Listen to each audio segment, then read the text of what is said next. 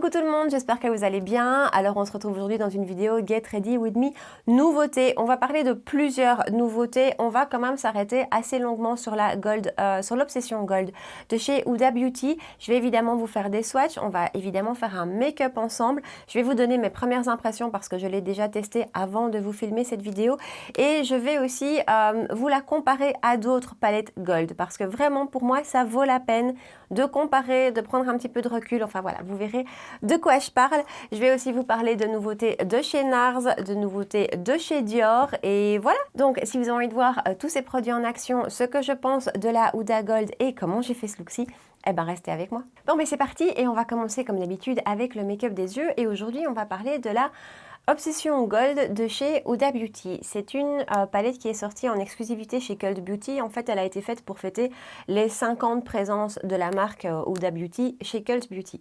Alors, moi, c'est une palette qui m'a attirée. D'abord, je vais vous montrer le packaging. Donc, voilà à quoi ça ressemble. Le packaging est en plastique et bah, voilà, je la trouve assez mignonne, assez jolie. D'un point de vue teinte, moi, c'est tout à fait quelque chose qui m'a attirée. Vous savez que c'est tout à fait ce que j'aime, des choses neutres, des choses simples, du doré. J'aime beaucoup, donc j'ai vraiment eu envie de la tester. Alors, cette palette a 9 fards, comme dans toutes les obsessions de chez Huda. Elle a 3 mats, elle a 2 métallisés hyper intenses et elle a 4 topper, je dirais. C'est vraiment ça. En fait, cette palette m'a un petit peu déçue, pour être tout à fait franche avec vous. Alors, je vais vous montrer les swatchs que j'ai fait ici. Je vais d'abord vous rapprocher pour que vous les voyez de plus près. Et voilà les swatchs. Alors, le premier, c'est le moins topper des toppers. Donc, c'est vraiment un lumineux. J'ai dû passer plusieurs fois pour avoir cette intensité-là et pour avoir cette opacité-là. Voilà. Le deuxième est un mat, et les mats, franchement, sont très bons, hein, est un mat pêche. Le troisième est effectivement là, un topper. Voilà, vous voyez que là aussi, j'ai dû avoir plusieurs passages quand même pour avoir cette intensité. Un mat, c'est le plus foncé de la palette, très joli, franchement, très crémeux, se travaille super bien. Un très beau doré, ce doré-là est magnifique, assez intense. On a un passage ici pour avoir ce rendu et il y a des petits reflets un peu marronnés à l'intérieur qui est magnifique. Encore un mat très joli aussi, lui aussi un mat un peu rosé. On a ici les 3 derniers lumineux. Alors les 2 premiers sont de nouveau des toppers et le dernier est un doré très très beau aussi. Et là aussi un seul passage pour le swatch. Alors cette palette, franchement je l'ai utilisée une seule fois pour l'instant. On va la réutiliser une deuxième fois aujourd'hui. C'est pas un énorme coup de cœur. Les mats sont très très beaux, franchement. Les 2 vrais dorés qui sont là sont très beaux, assez intenses. Je vais pas dire crémeux parce qu'en fait ce que je reproche à tous les lumineux de cette palette c'est qu'ils sont un petit peu secs. Les toppers sont secs, s'effritent un petit peu. Alors appliquez simplement, que ce soit au doigt ou au pinceau, pour moi ça renvoie pas grand chose.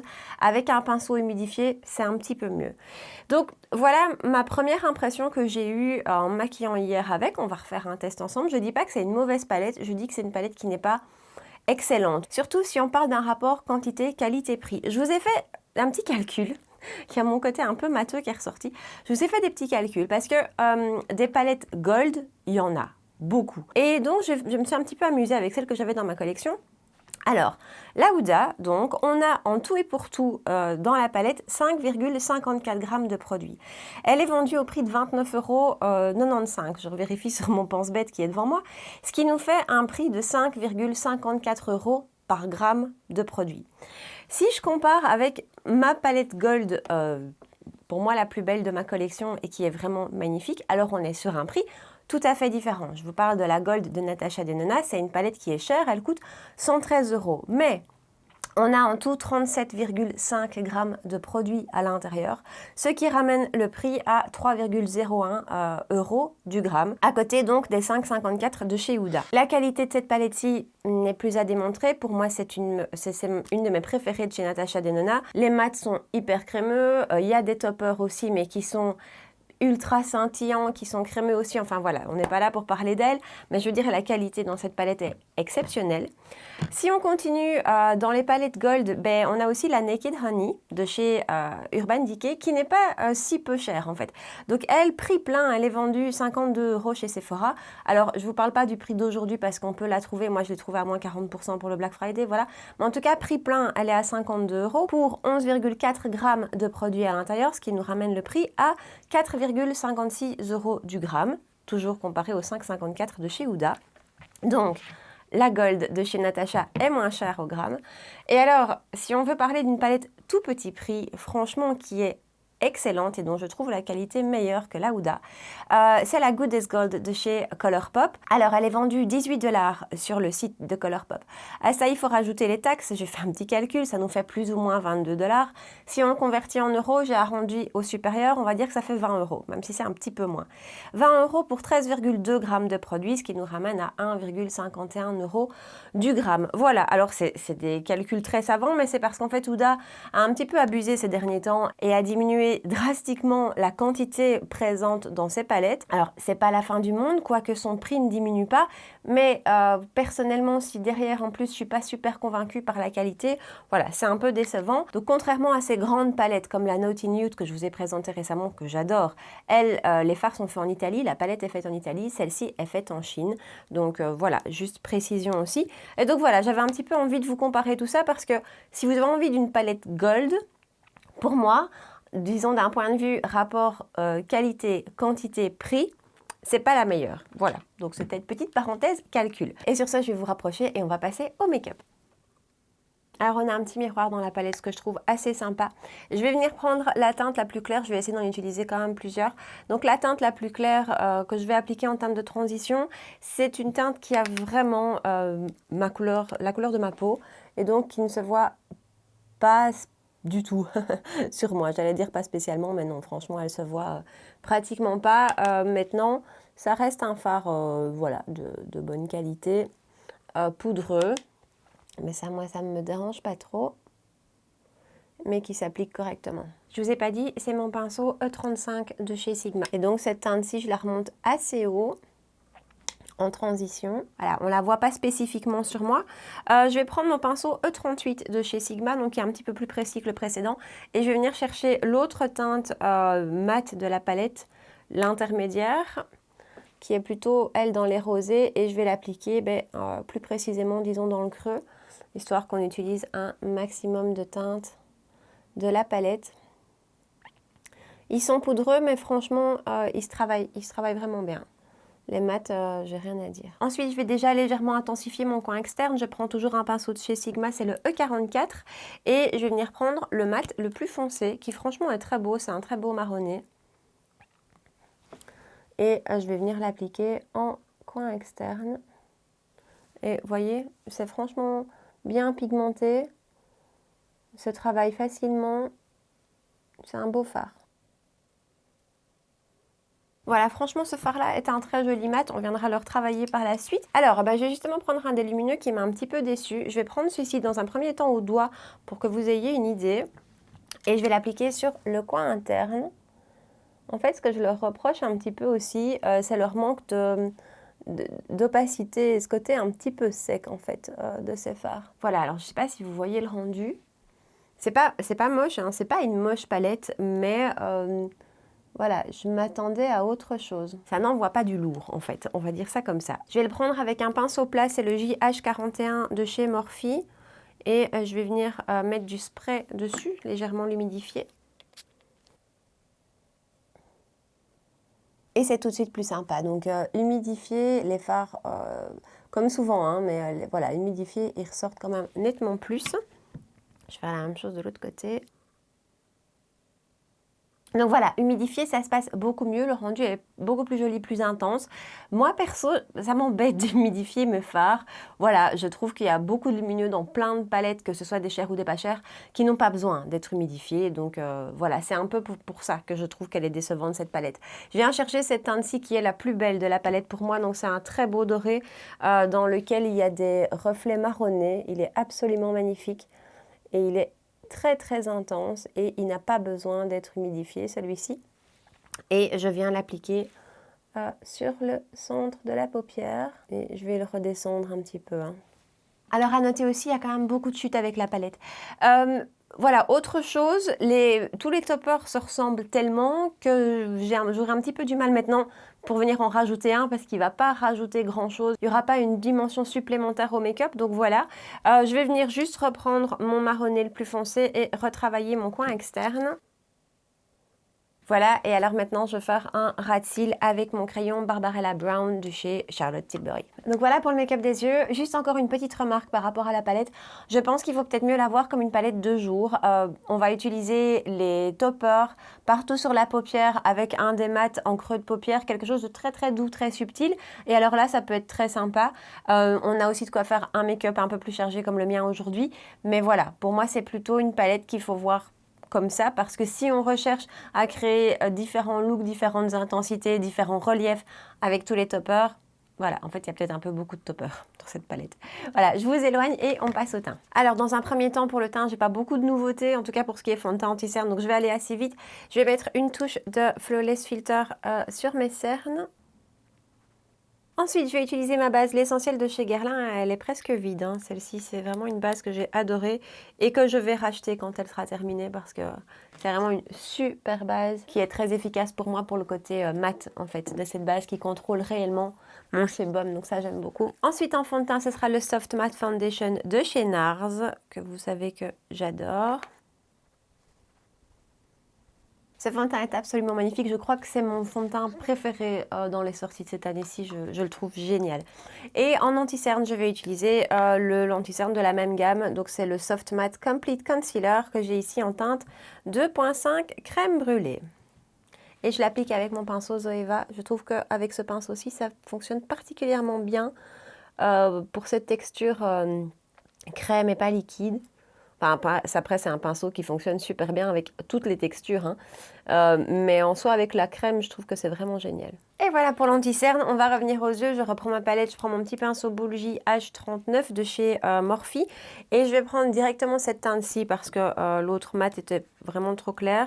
Et je vais l'appliquer tout le long du ras de cils. Ensuite, même pinceau, le mat le plus foncé que je vais appliquer sur le coin externe plus précisément.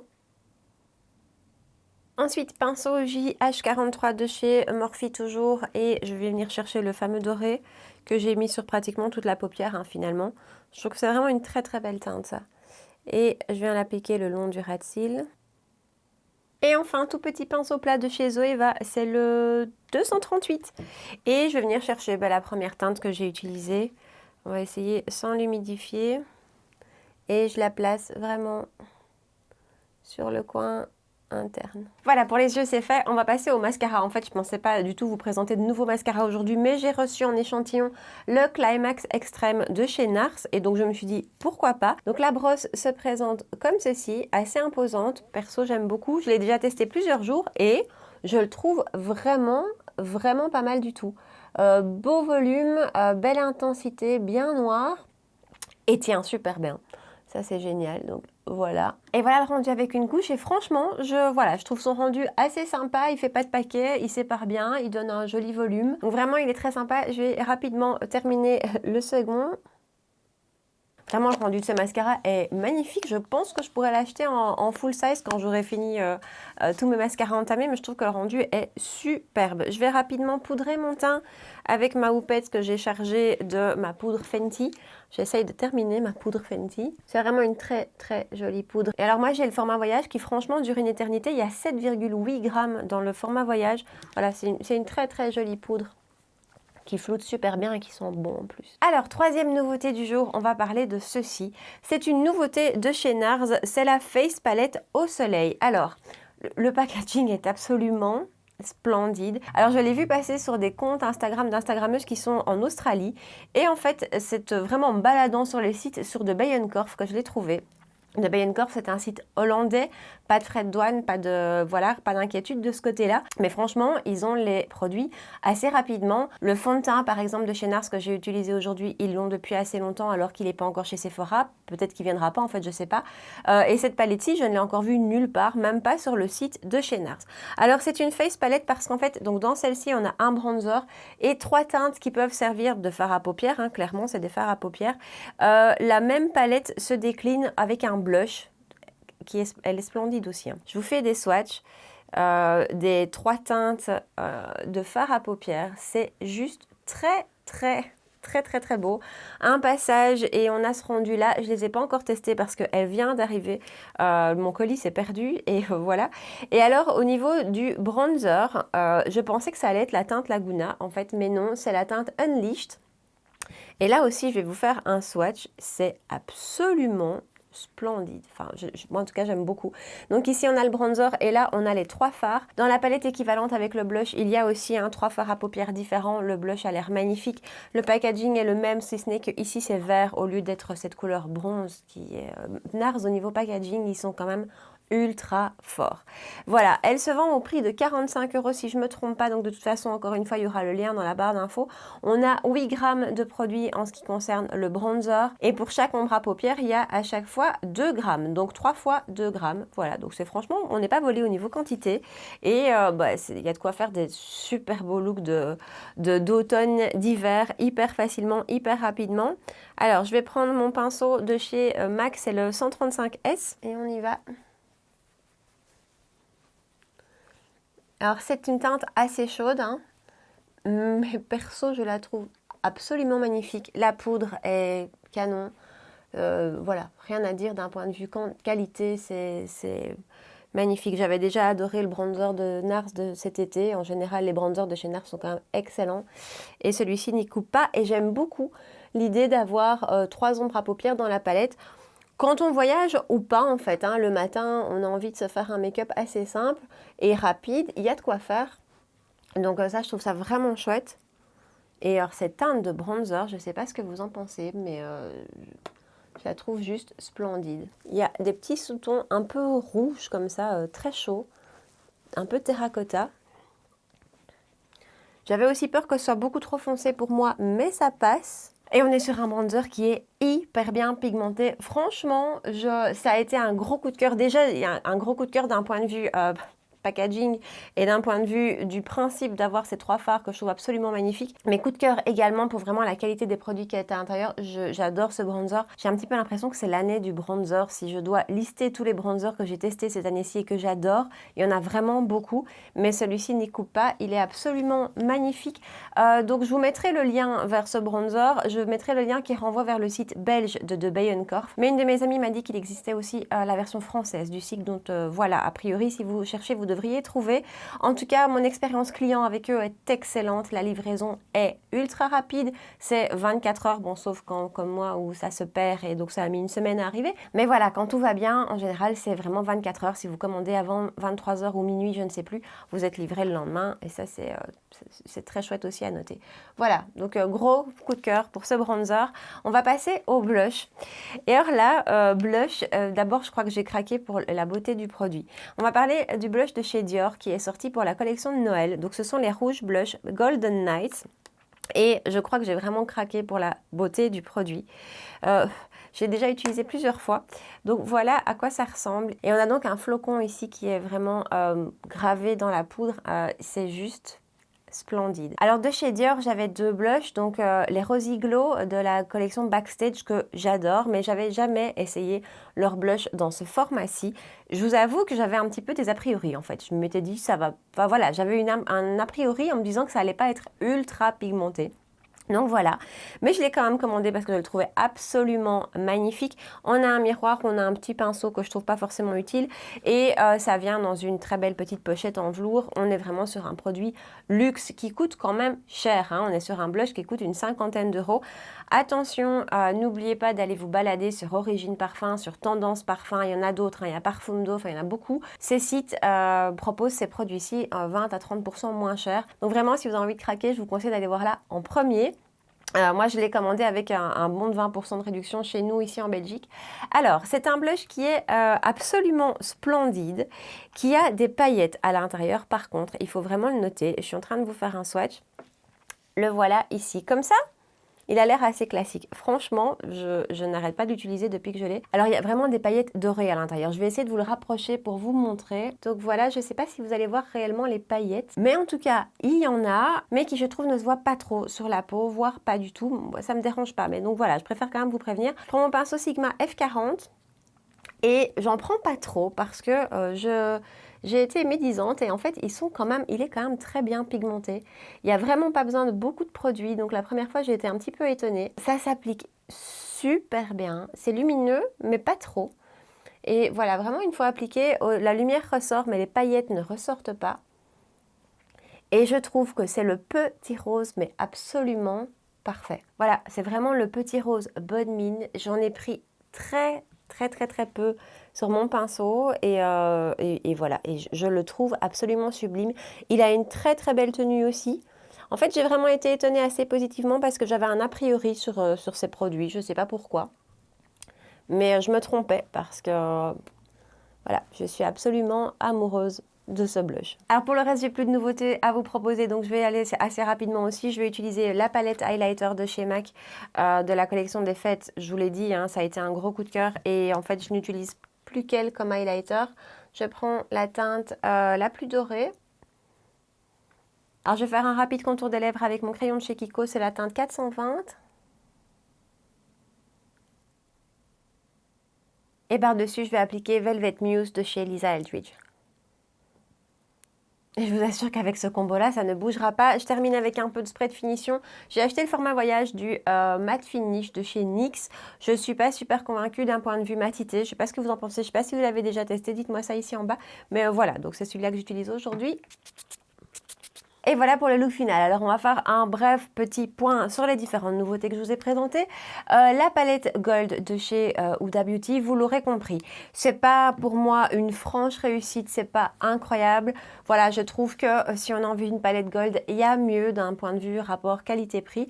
Voilà, ça c'est mon point de vue. Après, c'est pas une mauvaise palette du tout. Il y a moyen de faire des très jolis make-up avec. Je pense qu'il y a un petit peu trop de scintillants à l'intérieur, un petit peu trop de teintes qui se ressemblent, qui se rapprochent.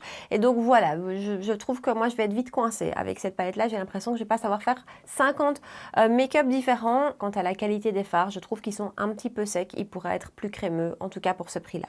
Voilà, ça c'est mon point de vue. Ensuite, ceci de chez NARS, ce bronzer face palette de chez NARS, voilà, je l'adore.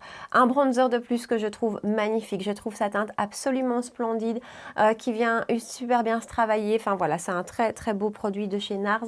On est quand même, en tout cas moi je suis quand même rarement déçue de chez NARS, mais voilà, j'ai juste envie de commander l'autre version avec le blush. Et en parlant du blush justement, franchement, c'est une pépite chez Dior. Je le trouve génial, il est vraiment incroyable. Ne l'achetez pas prix plein, allez voir sur les autres sites, ça vaut quand même la peine, il y a des grosses différences. Ou alors attendez un code promo, hein. C'est clair que voilà, parce que c'est quand même un blush cher, c'est une édition limitée pour les fêtes, donc il ne durera pas. Et alors je ne vous ai pas parlé du poids, il y a 5 grammes de produit à l'intérieur, ce qui est voilà, normal on va dire pour un blush. Gros coup de cœur. Et alors j'ai testé donc le format voyage du Climax Extrême de chez NARS, que je trouve franchement pas mal. Voilà, j'espère que vous avez passé un bon moment avec moi. J'espère aussi que vous aimez le look final du make-up qu'on a fait aujourd'hui. Dites-moi ici en bas dans les commentaires si certaines de ces nouveautés vous tentent. Est-ce que vous avez craqué ou non sur la Gold de chez Huda? Et si oui, donnez-moi votre avis. Je suis vraiment curieuse de savoir si vous partagez mon avis ou si pour vous c'est vraiment une réussite. Donc voilà. Dites-moi tout ça ici en bas. N'oubliez pas de me rejoindre aussi sur Insta pour qu'on puisse papoter make-up. Avant de partir, n'oubliez pas de me laisser un petit pouce bleu sous la vidéo et de vous abonner à ma chaîne si ce n'est pas encore fait. Et en attendant, je vous dis à très bientôt dans une prochaine vidéo. Ciao!